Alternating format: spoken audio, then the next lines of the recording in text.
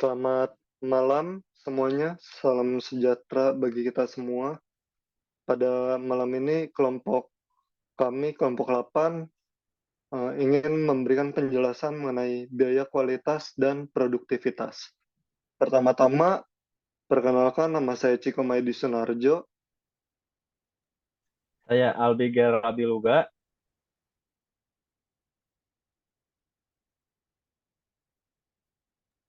Namisa Dorizal Lugu. Saya Cecilia Evelyn. Saya Marcelo Antoni.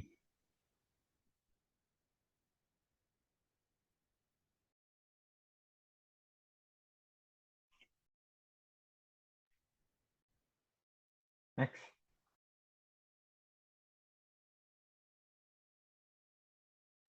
Nah, yang pertama kita akan memberitahu definisi dari kualitas. Nah, kualitas itu berarti tingkat baik buruknya sesuatu, derajat atau taraf mutunya. Berkualitas itu diartikan bahwa sesuatu mempunyai kualitas atau mutu yang baik.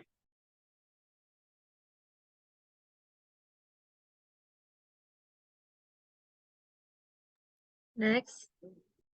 Produk atau jasa yang berkualitas adalah yang memenuhi atau melebihi harapan pelanggan dalam 8 dimensi berikut. Yang pertama ada kinerja atau performance. Yang kedua ada estetika atau aesthetics. Yang ketiga ada kemudahan perawatan dan perbaikan atau serviceability. Yang keempat ada fitur atau features. Yang kelima ada keandalan atau reliability. Yang keenam ada tahan lama atau durability. Yang ketujuh ada kualitas kesesuaian atau quality of conformance. Dan yang ke-8 ada kecocokan penggunaan atau fitness for use.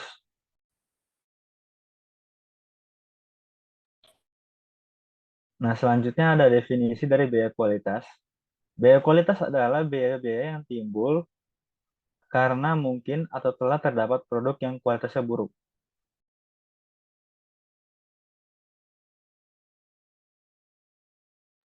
Nah, lalu biaya kualitas ini berhubungan dengan dua jenis aktivitas, yaitu yang pertama ada aktivitas pengendalian atau control activities, yaitu aktivitas yang dilakukan untuk mencegah atau mendeteksi kualitas yang buruk atau karena kualitas yang buruk mungkin muncul. Dan yang kedua, ada aktivitas kegagalan atau failure activities, yaitu aktivitas yang dilakukan oleh organisasi atau pelanggannya dalam menanggapi kualitas yang buruk atau kualitas yang buruk sudah terjadi. Nah, lalu biaya kualitas itu dibagi menjadi 4 kategori. Yang pertama ada biaya pencegahan. Biaya pencegahan adalah biaya yang terjadi untuk mencegah timbulnya kualitas yang buruk dalam barang atau jasa yang dihasilkan. Dan yang kedua ada biaya penilaian. Biaya penilaian adalah biaya yang terjadi jika barang dan jasa gagal atau tidak sesuai dengan spesifikasi atau memuaskan pelanggan setelah produk dan jasa tersebut sampai di tangan pelanggan. Dan yang ketiga ada biaya kegagalan internal, yaitu biaya yang terjadi jika produk dan jasa tidak sesuai dengan spesifikasi atau kebutuhan pelanggan, dan hal ini diketahui sebelum produk dikirimkan kepada pihak di luar perusahaan. Dan yang terakhir ada biaya kegagalan eksternal, yaitu biaya yang terjadi untuk menentukan apakah produk dan jasa sesuai dengan spesifikasi yang diinginkan atau sesuai dengan kebutuhan pelanggan.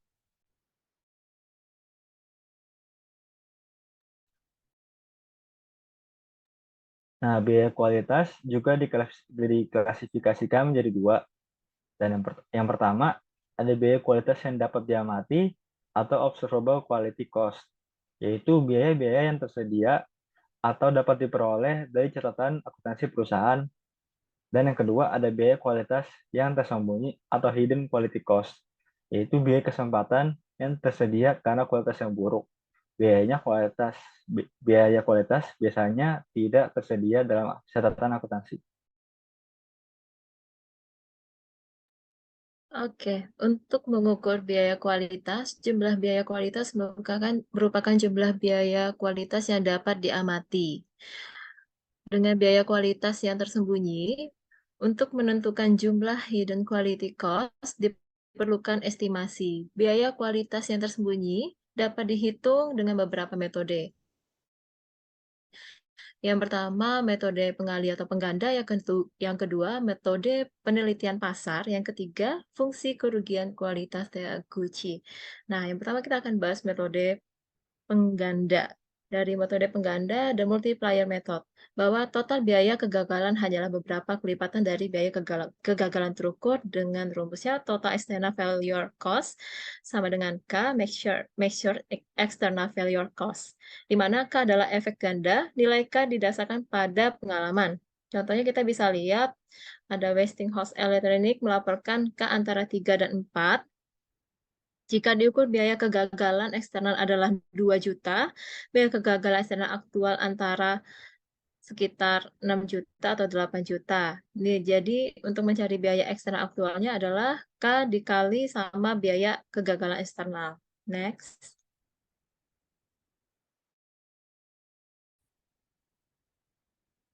Yang kedua adalah research pasar, metode market research. Formal digunakan menilai pengaruh kualitas yang buruk terhadap penjualan dan pangsa pasar. Survei pelanggan dan wawancara dengan anggota tenaga penjualan perusahaan dapat memberikan wawasan yang signifikan ke dalam besarnya biaya tersembunyi perusahaan. Hasil riset pasar dapat digunakan untuk memproyeksikan kerugian laba masa depan yang disebabkan oleh kualitas yang buruk.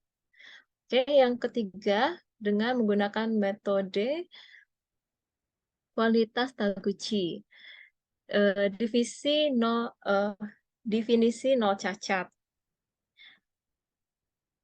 Definisi nol cacat tradisional mengasumsikan bahwa biaya kualitas tersembunyi hanya ada untuk unit yang berada di luar batas atas dan bawah batas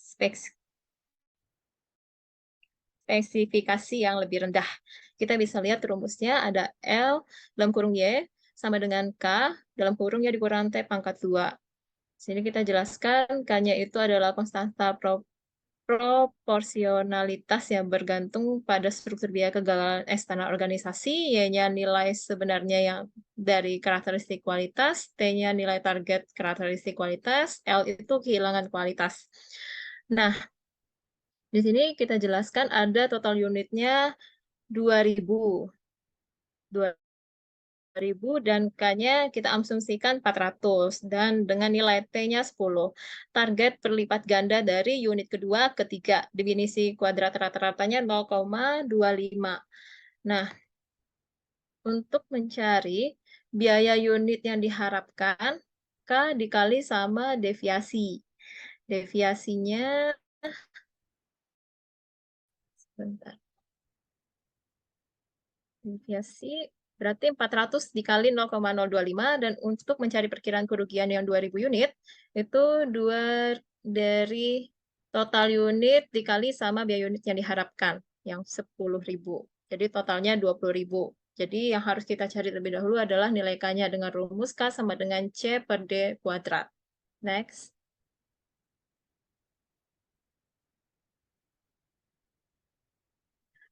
Reporting quality cost informasi. Sistem pelaporan biaya kualitas memang sangat penting bagi organisasi. Nah, ada daftar perinci dari biaya kualitas aktual menurut kategori dapat memberikan 2 wawasan penting nih teman-teman. Yang pertama, menggunakan besarnya biaya kualitas di setiap kategori, dalam kurung memungkinkan manajer untuk menilai dampak keuangan mereka. Yang kedua, menunjukkan distribusi biaya kualitas berdasarkan kategori. Kemungkinan manajer untuk melakukan penilaian gitu, menilai kepentingan relatif dari setiap kategori. Next. Oke.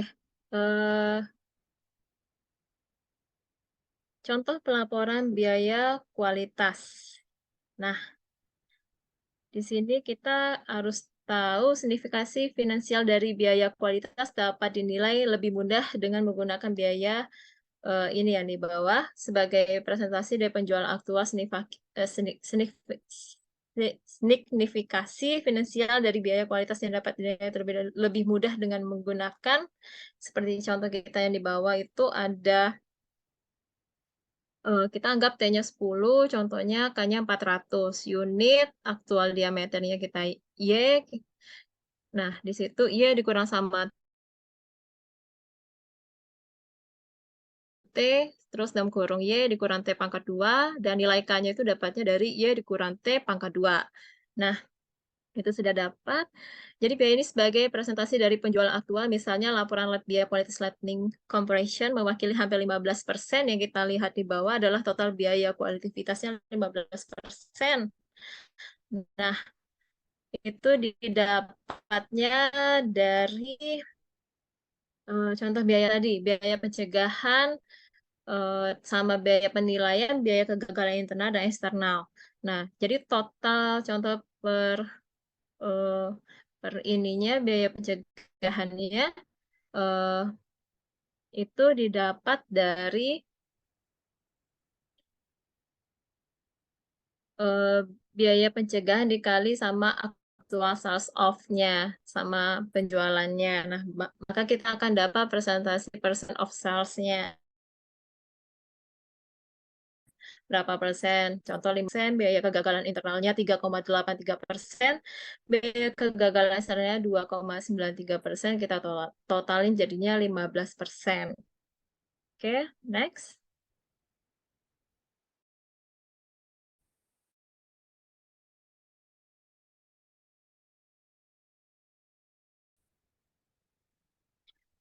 Fungsi biaya kualitas. Pandangan kualitas yang didapat diterima dalam kurung EQL.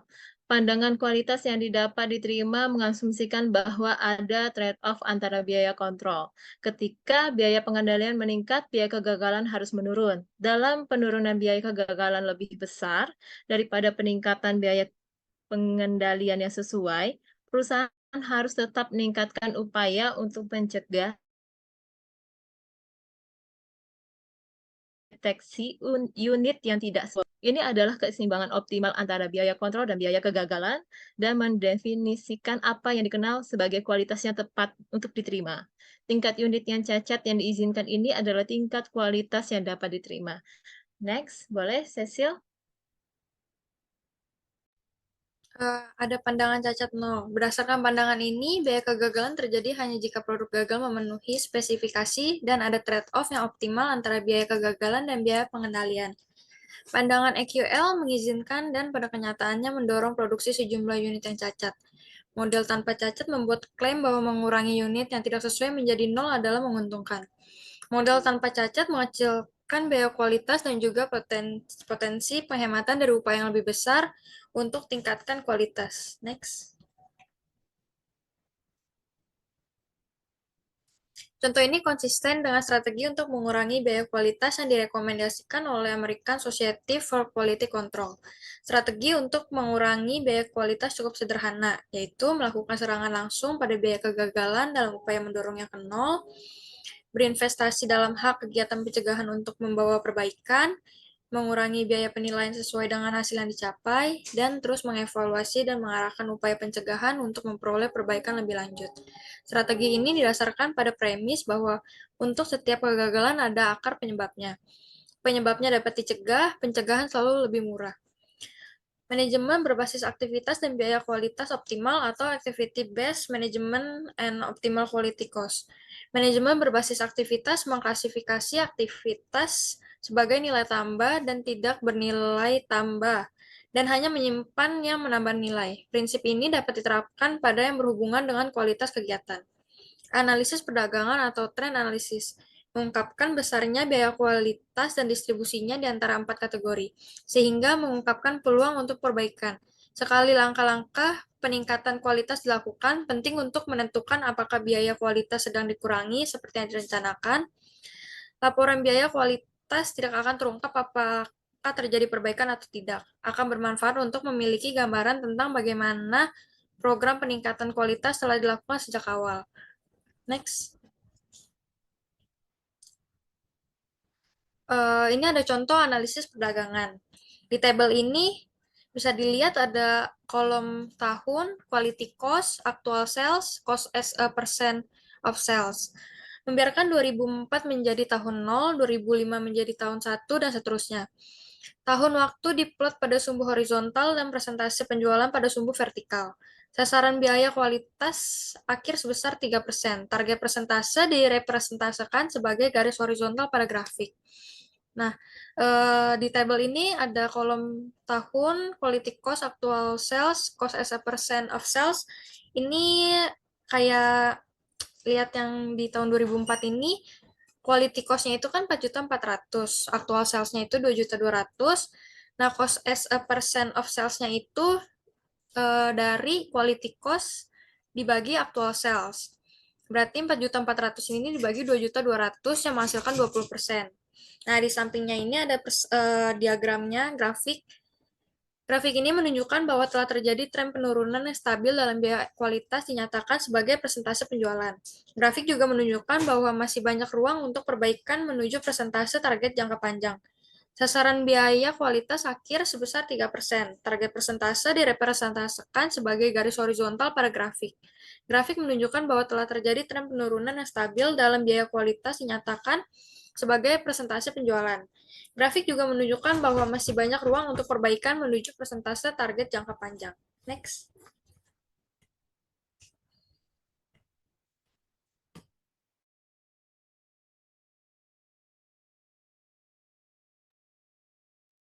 Selanjutnya adalah mengenai produktivitas. Program peningkatan produktivitas berusaha untuk bergerak menuju keadaan efisiensi produktif total.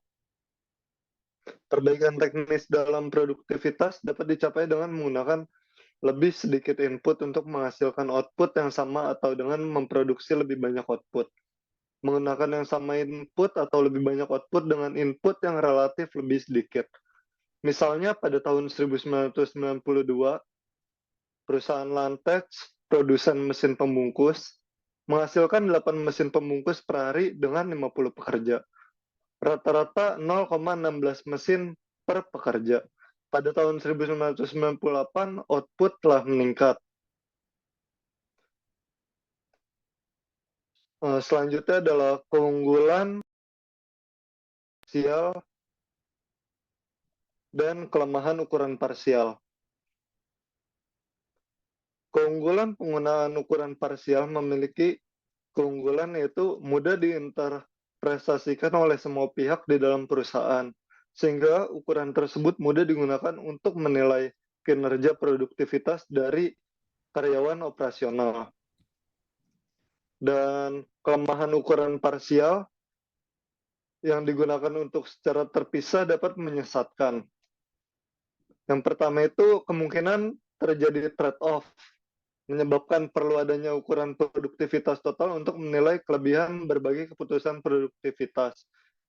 Yang kedua, karena ada kemungkinan trade-off. Ukuran produktivitas total harus mempertimbangkan konsekuensi keuangan agregat, sehingga harus dalam bentuk sebuah ukuran keuangan. Pengukuran produktivitas adalah penilaian kuantitatif atas perubahan produktivitas. Tujuan pengukuran ini adalah menilai apakah efisiensi produktif telah meningkat atau menurun. Pengukuran produktivitas untuk satu input pada suatu waktu disebut pengukuran produktivitas parsial. Pengukuran produktivitas parsial sendiri merupakan produktivitas dari satu input tunggal. Biasa diukur dengan menghitung rasio output terhadap input. Pengukuran total produktivitas total dapat didefinisikan sebagai pemfokusan perhatian pada beberapa input yang menunjukkan keberhasilan perusahaan secara total.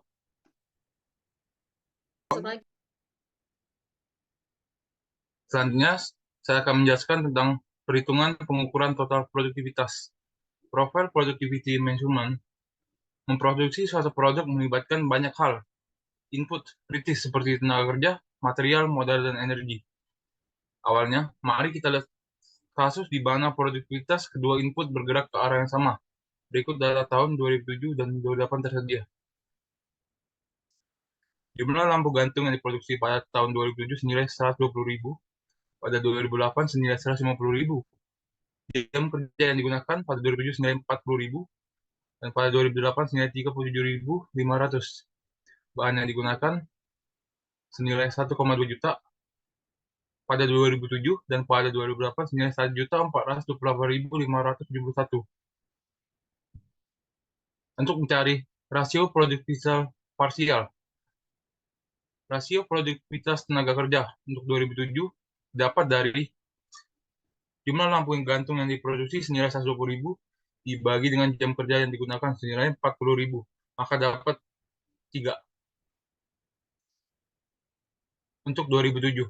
Dan untuk 2008, 150.000 dari jumlah gantung yang diproduksi dibagi jam kerja yang digunakan senilai 37.500, maka dapat 4.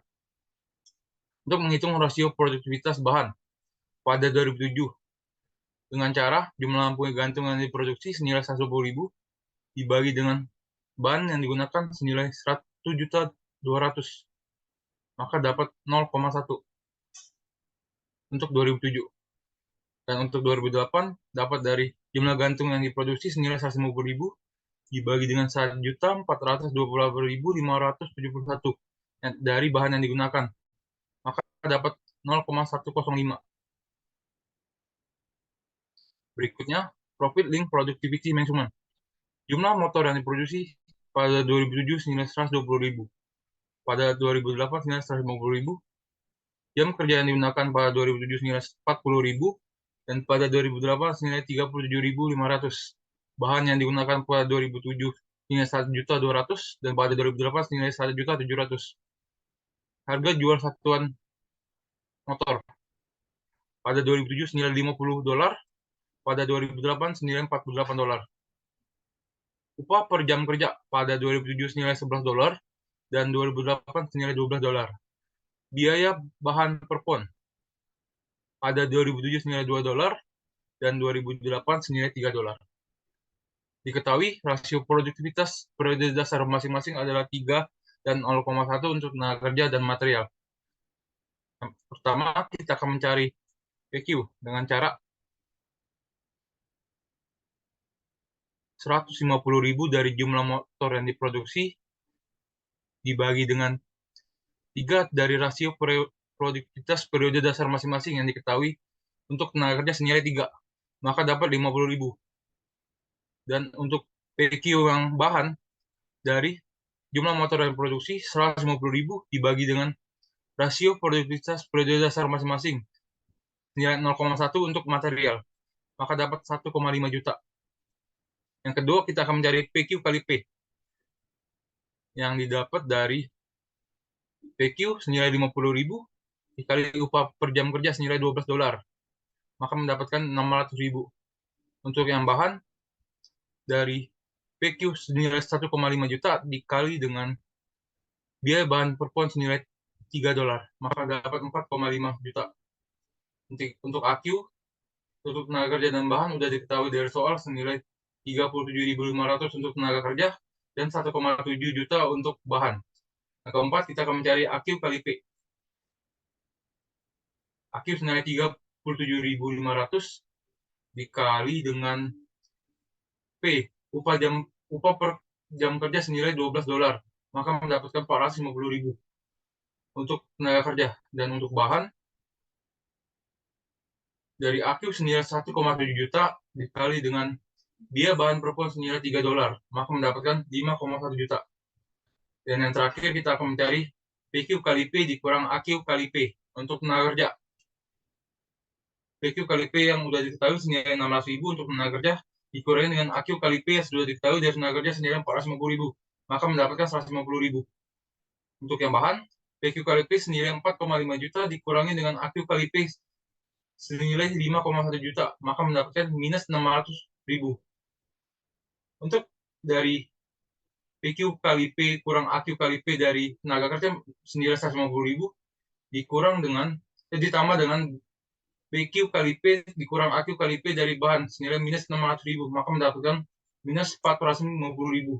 Berarti decrease in profit atau penurunan keuntungan. Dan yang terakhir, saya menjelaskan tentang price recovery complement. Untuk soal masih sama dengan yang sebelumnya. Untuk pendapatan 2008, didapatkan dari harga jual satuan motor senilai $48 dikali dengan jumlah motor yang diproduksi senilai 150.000, maka mendapatkan 7,2 juta. Untuk 2007, dari jumlah motor yang diproduksi senilai 120.000 dikalikan dengan harga jual satuan per motor senilai 50.000, maka mendapatkan 6 juta.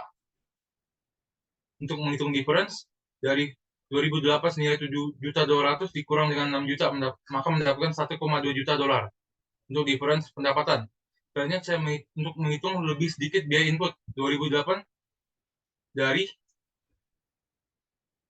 upah per jam kerja senilai $12 dikali dengan jam kerja yang digunakan senilai 37.500 ditambah dengan biaya bahan perpon senilai $3 dikali dengan bahan yang digunakan nilai 1,7 juta, maka mendapatkan 5.550.000 untuk 2008. Dan untuk 2007, dari upah per jam kerja senilai $11 dikali dengan jam kerja yang digunakan senilai 40.000 ditambah dari biaya bahan perpon senilai $2 dikali bahan yang digunakan senilai 1,2 juta, maka mendapatkan 2.840.000. Untuk menghitung difference, dari 2008 lebih sedikit biaya input senilai 5.550.000 dikurang dengan lebih sedikit biaya input 2007 senilai 2.840.000, maka mendapatkan 2.710.000. Maka keuntungan dari pendapatan dikurangi dengan lebih sedikit biaya input minus 1.510.000. Untuk menghitung price recovery, profit change dikurang profit link productivity change. Profit change senilai 1.510.000 dari yang kita cari tadi dikurangi minus 450.000 dari yang kita cari sebelumnya, maka mendapatkan minus 1.060.000 dolar. Sekian penjelasan mengenai biaya kualitas dan produktivitas dari kami. Bila ada salah kata mohon dimaafkan. Selamat malam, terima kasih.